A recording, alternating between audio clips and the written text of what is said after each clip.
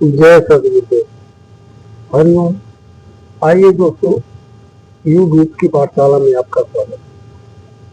दोस्तों, आज मैं ये वीडियो आपके लिए बना रहा हूँ, इसको स्किप मत करना, नहीं तो आपको ठीक से समझ नहीं आएगा। दोस्तों, इस वीडियो के माध्यम से मैं आपको बताना चाहता हूँ,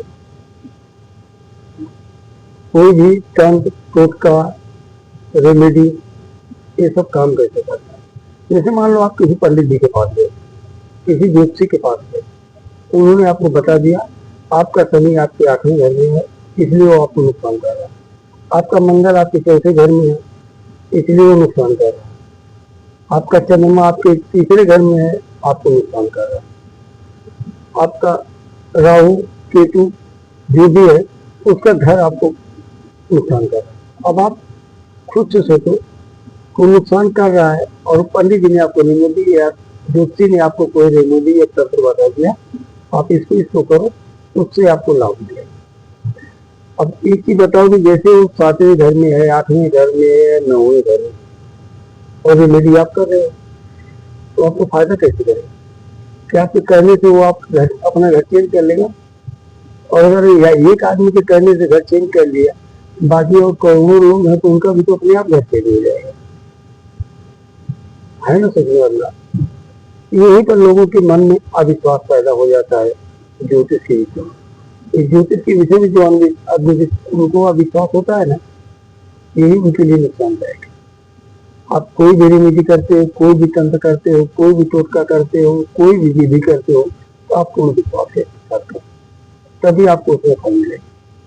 और जब आप अविश्वास के साथ कुछ भी करोगे, फल नहीं मिलेगा।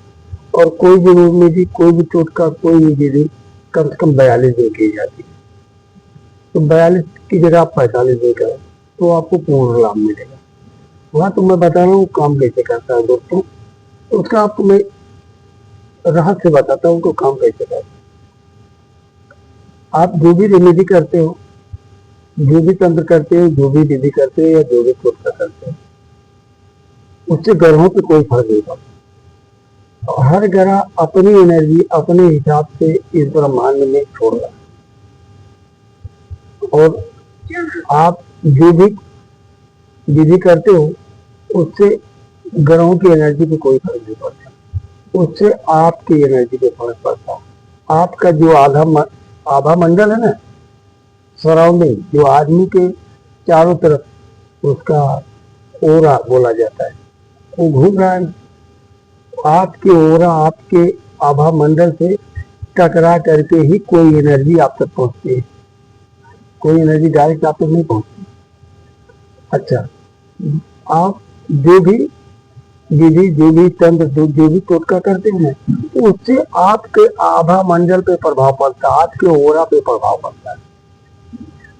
और आपके ओरा पे जब प्रभाव पड़ता है तो जो एनर्जी निगेटिव होकर के आपके पास पहुंच रही थी, जब आपका ओरा, आपका आवामंडल उस हिसाब से कन्वर्ट हुआ जैसा कि ज्योतिषी जी या पंडित जी ने आपको बताया था, फिर उससे जब आप वो एनर्जी आकर के टकरा रही है, तब जाकर के आपको उससे जो एनर्जी मिल रही है, जो फिल्टर्ड एनर्जी मिल रही है, वो एनर्जी आपको मिल रही है, वो आपके लिए लाभदायक है, हानिकारक नहीं। उसका एक उदाहरण बताता हूँ। बल्ब व्हाइट कलर का, अगर उसके आगे का ग्लास चेंज करके लाल लगा दिया जाए तो लाल रोशनी देगा, लेकिन अगर वो हरा लगा दिया जाए हरी रोशनी देगा, पीला लगा दिया जाए तो पीली रोशनी देगा। इतना ही नहीं, आपने बहुत सीरियल में देखा होगा, पिक्चर में देखा होगा, कि आप लोग ऑर्केस्ट्रा देखते होंगे तो वहाँ पे 2 या 3 फ्लैश लाइट लगाई जाती है, उसमें जो बल्ब होता है ना वो व्हाइट ही रहता है, लेकिन उसके आगे जो प्लास्टिक पन्नी लगाई जाती है ना प्लास्टिक की, और कलर में होती है, कोई लाल रहेगी, कोई हरी रहेगी, कोई नीली रहेगी, कोई पीली रहेगी। जिस कलर की वो प्लास्टिक रहेगी उसी कलर की लाइट उसमें से निकलती है। तो ठीक इसी तरीके से आपको किस प्रकार की लाइट की जरूरत है वो आपको नहीं मालूम, वो आपके पंडित जी, आपके ज्योतिषी को ठीक से मालूम कि आपको कौन सी लाइट मौके पे चाहिए, मौके पे शनि कौन से कलर की लाइट आपके शरीर में भेज रहा है, और आपका ओरा उसको किस हिसाब से ग्रहण कर रहा है। तो आप जब भी कोई रेमेडी करते हो, कोई भी तंत्र करते हो, कोई विधि उपाय करते हो, तो उससे ग्रह अपना स्थान नहीं बदलते। क्योंकि बहुत लोगों को हमने सुना है ना, अरे यार ये करने से क्या होने वाला है, अभी पंडित जी ने बोला है तो कर देता हूँ, ग्रह थोड़ा अपना स्थान बदलने वाला है।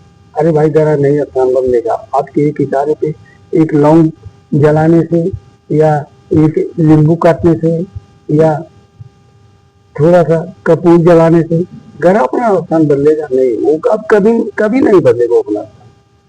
सिर्फ आप अपनी जो एनर्जी है ना, जो आपका ओरा है, आपका आभा मंडल है, आप उसको शक्तिशाली बना करके और उसमें आने वाली एनर्जी को आप अपने लिए पार्टी बना सकते हो।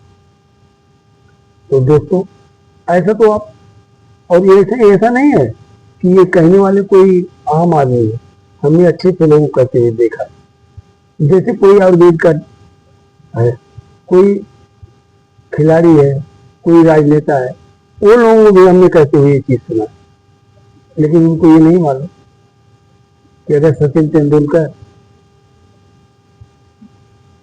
बोल्ट के विषय में अगर ज्ञान देंगे, ये कुछ अतिशयोक्त हो जाए। क्योंकि बोल्ट अपने लाइन के मास्टर है और सचिन तेंदुलकर अपनी लाइन के मास्टर है। तो कोई भी राजनेता हो, अगर आयुर्वेद का डॉक्टर है तो आयुर्वेद का मास्टर है, ना कि ज्योतिष का।